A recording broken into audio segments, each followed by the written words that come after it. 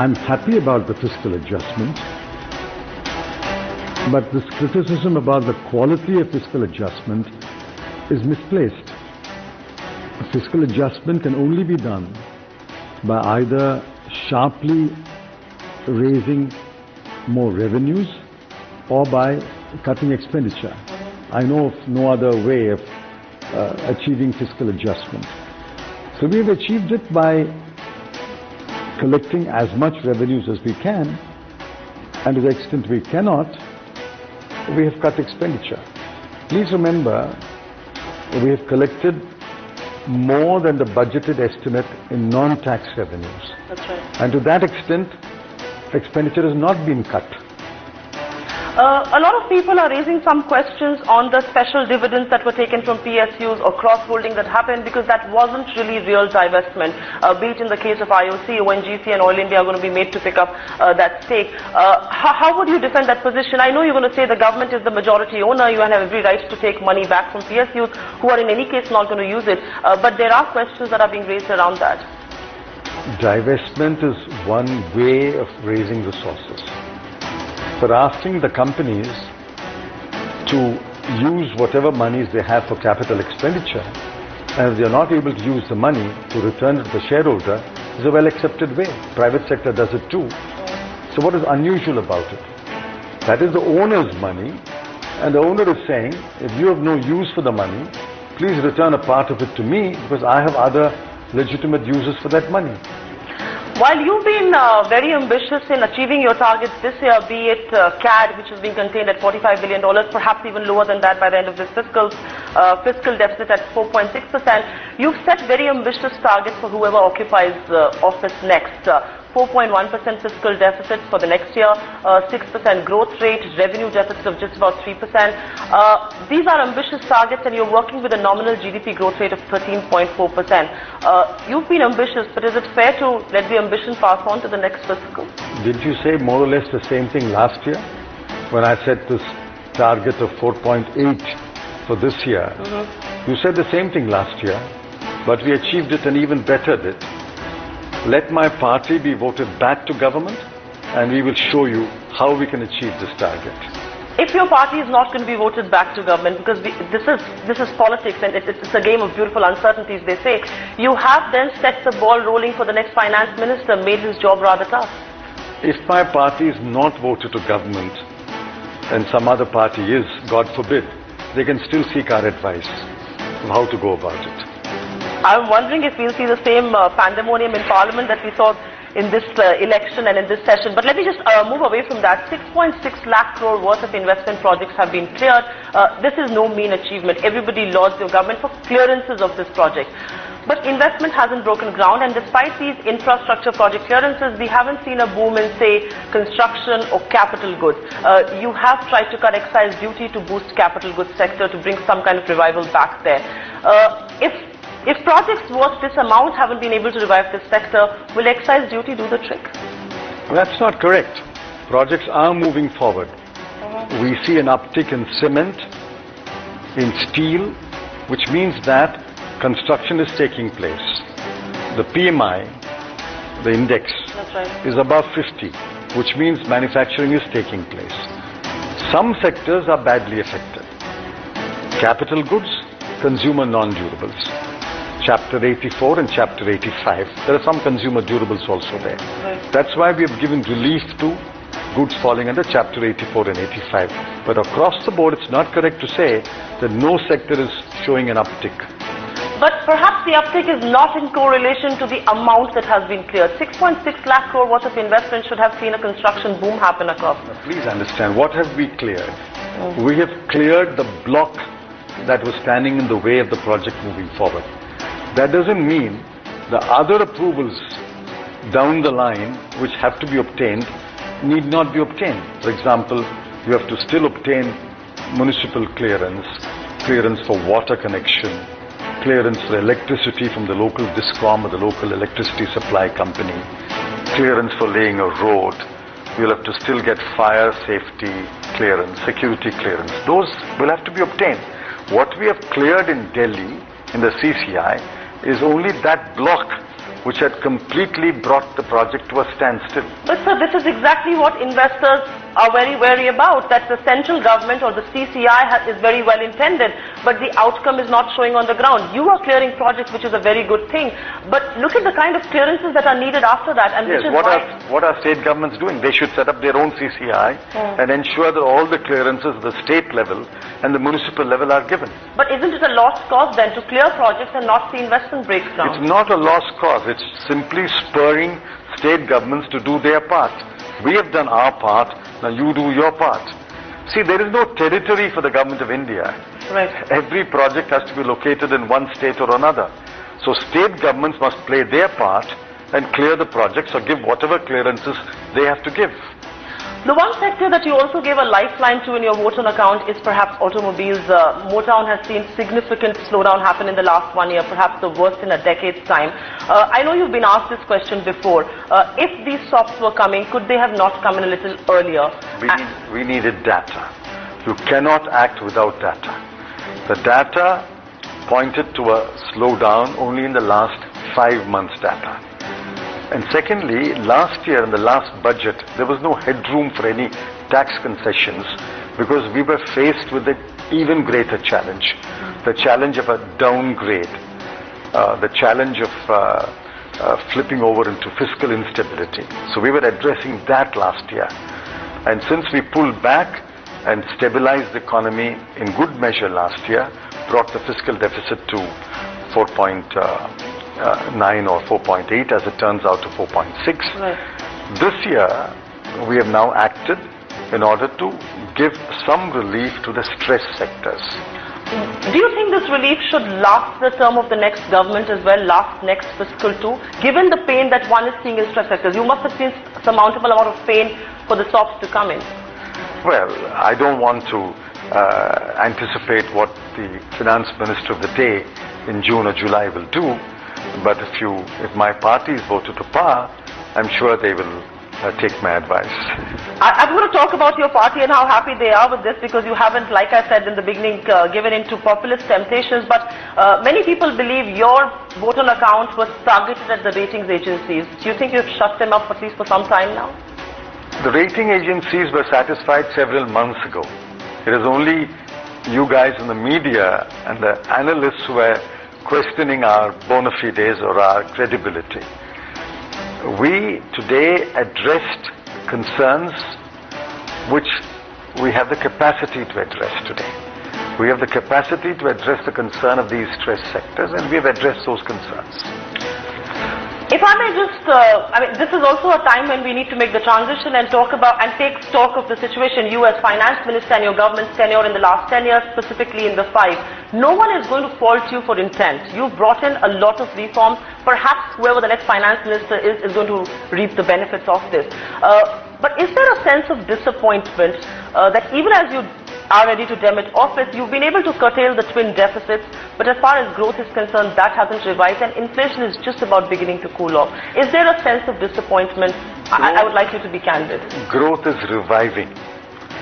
4.4% in Q1 of the current year, 4.8% in Q2, 5.2% at the minimum in Q3 and Q4 taken together. What does it mean? It shows that growth is coming back at the rate of about 0.4% per quarter.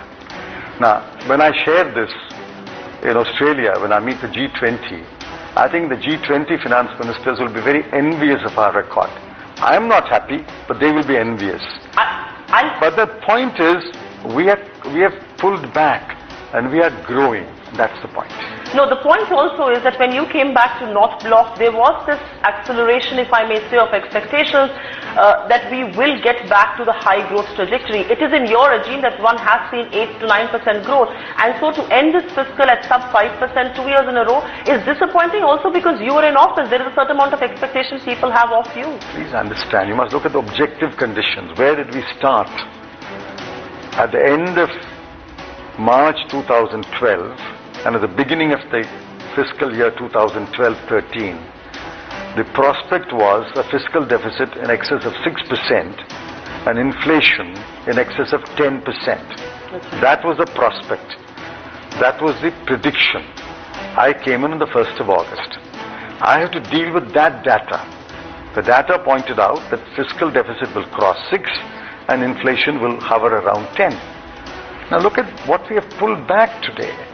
Our fiscal deficit next year will be only 4.1, and I have no doubt in my mind we'll do better than 4.1 if we follow my prescriptions. And the inflation is moderated to 5%, one half of what it was 2 years ago. As you rose in Parliament to present your vote on account, were you disappointed you were the same finance minister who reported a 8% growth rate? Of course, not only I think everybody is disappointed that we are not able to repeat the 8% growth. But please remember, no country in the world is reporting a growth rate today which it was reporting, say, 4 or 5 years ago, including China. Every country has slowed down. And how many times have I been at pains to point out we are not unaffected by what is happening in the rest of the world? Do you think at one level UPA 2 failed to celebrate the growth of UPA 1? You were voted back to power, and the last time we spoke after the budget last year, you said we were voted back to power because money was flowing out of our ears, nose, everywhere. There was very high growth rate. I don't think I used nose. You said something like that. Do you believe UPA 2 failed to capitalize on UPA 1's growth rate? Point number one. And point number two, because you spoke about your party being voted to power, as voters go to vote, will they have the sub 5% growth rate in mind, or will they look at the average growth rate of your government's tenure? See, voters, when they go to vote, will recall that the world went through a crisis beginning in September 2008. All that you say misses the fact that the Great Recession hit the world in September 2008. It misses the fact that the Eurozone plunged into a deeper crisis in 2011 and 12. It misses the fact that even the most powerful economies of the world, China and the US, have dropped their growth rates in the US to near zero, and to China at least 2.5 percentage points. So there's no point talking about India as if India functions in isolation. We are part of the world, and therefore what happened subsequent to 2009 was affected by what happens in the rest of the world. It's possible that, in hindsight, it's possible to say some decisions should have been taken differently, or some decisions should have been nuanced differently. But that's hindsight, which nobody has at the time decision is taken. Fair enough. One will take that point. If I may shift the focus back, yesterday in your speech, you almost nudged the RBI to look at growth-boosting measures. You said high growth will entail moderate inflation. Are you here in any sense suggesting that the RBI has fought inflation way too long? Governor Rajan has been an inflation warrior. We've seen 3 rate hikes come in.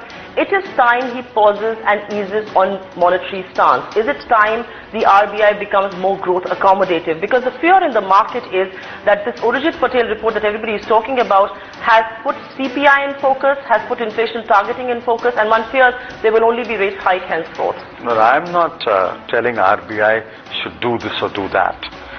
RBI has assured me that the Urjit Patel committee report will be discussed with the government and no decisions will be taken unilaterally. Please remember, Urjit Patel committee report is not an RBI report. It is a report of a committee appointed by the RBI. It has to go back to the RBI board, where government's representatives are there. It has to come to government. RBI and government have to discuss the report together and decisions have to be taken. What I said yesterday is a clear statement of intent that in a developing country, this government believes that there must be a balance between price stability and growth. I sincerely hope that the next government also will adhere to that policy. That's the correct policy for a developing country, and the monetary authority must abide by the government's policy. Has at one level that balance between price stability and growth been distorted? Distorted is a strong word. Sometimes not enough attention is being paid to that balance. And is there a price you have paid on the fiscal front because of this? We may have paid a price in terms of growth, but we may have also gained in taming inflation. As you go into elections 2014, being the finance minister, and also one of the most senior people of the Congress party. If elections happen 6 months later, would the mood be very different? Because inflation is on a downward trajectory. We're talking about WPI at 5.05%. I don't decide when elections take place. It's the Constitution which decides. If they were 6 months later, would things be different? If 6 months later, things would be better. 1 year later, they would be even better.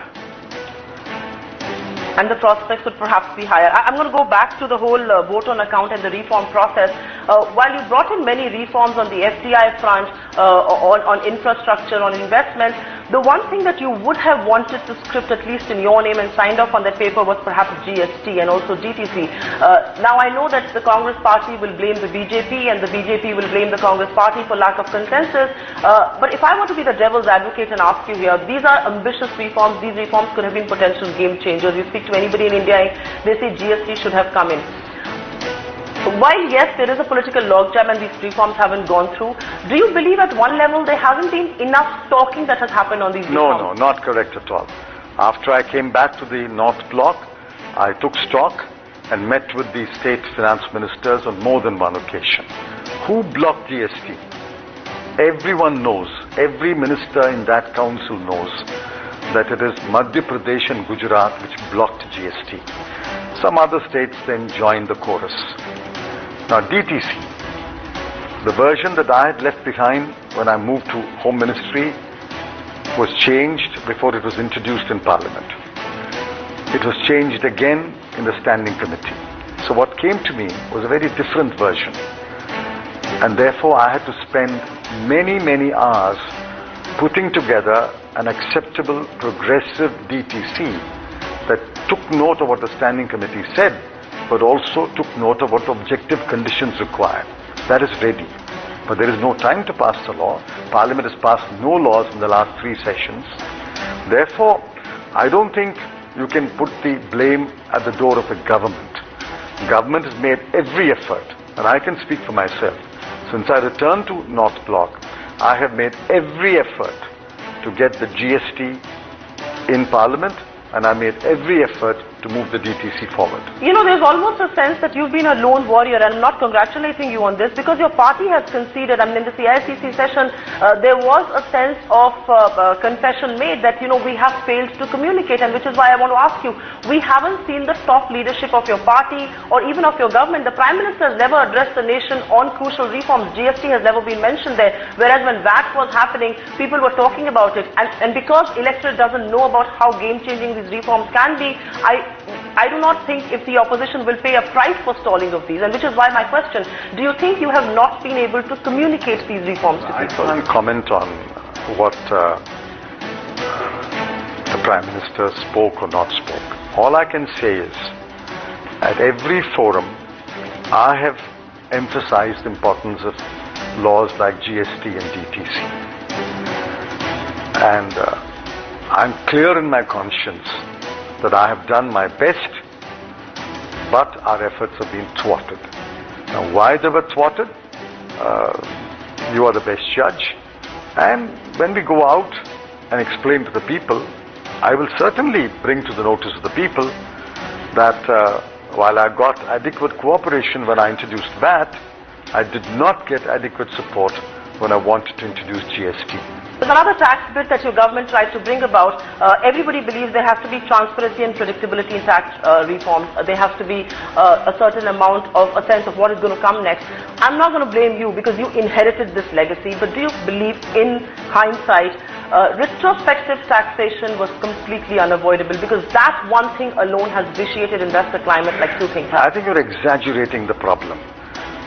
Firstly, it is not a retrospective law in the sense that you use the word retrospective.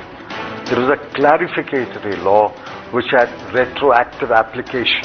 That's not the same as a retrospective law. The law was not changed. The law was always there. It was interpreted in one way by the Bombay High Court. It was interpreted in the opposite way by the Supreme Court.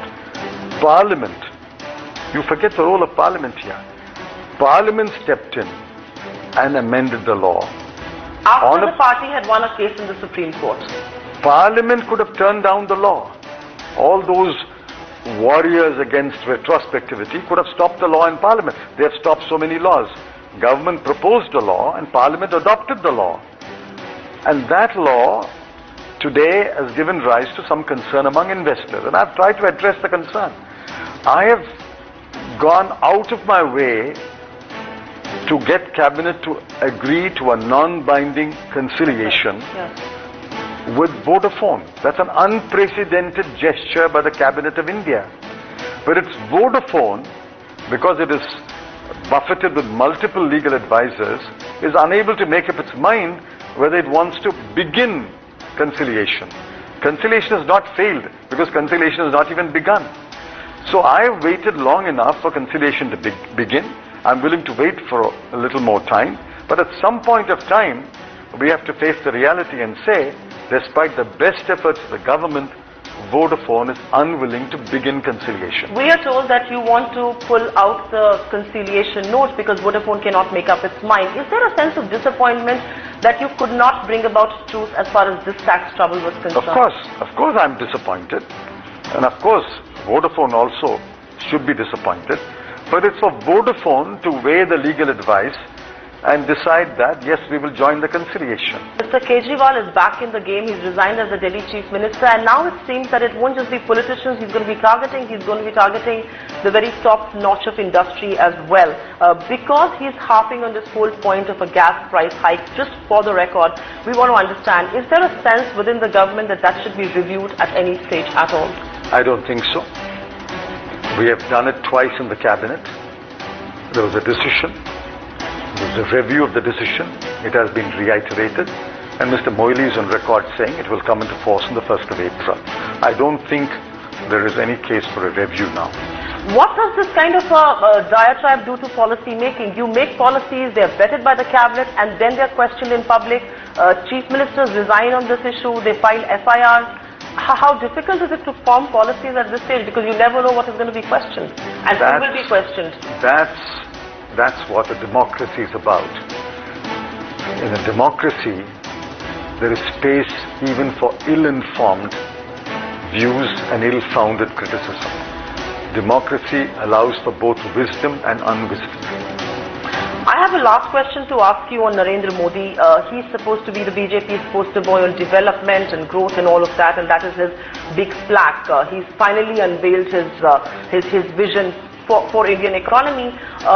As an Indian voter, do you fear the Indian voter doesn't quite care about Modi's majoritarian, authoritarian view? He doesn't care about what happened in Gujarat in 2002.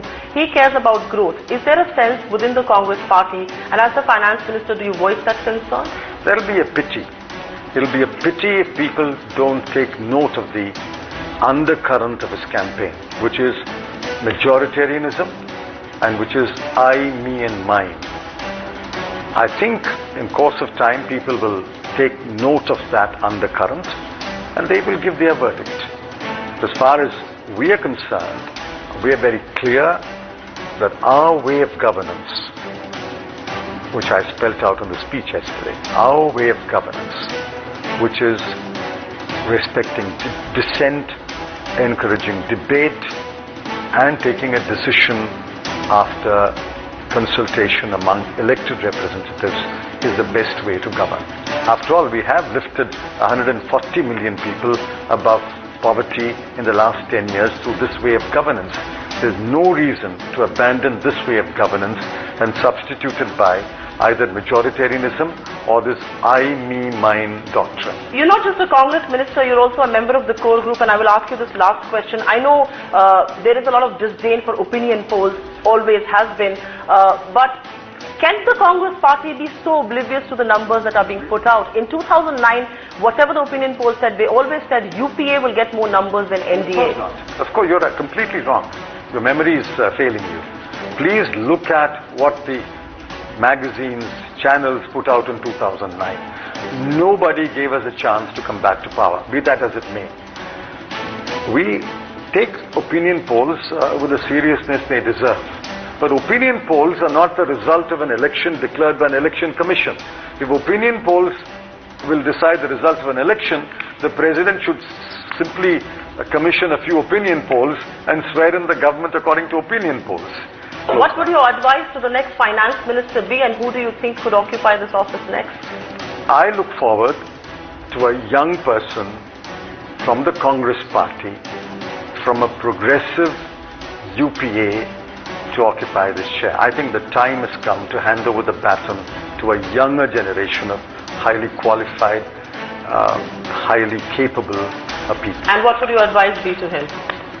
My advice to him is trust your judgment and do what is right. Mr. Minister, thank you very much for being with us.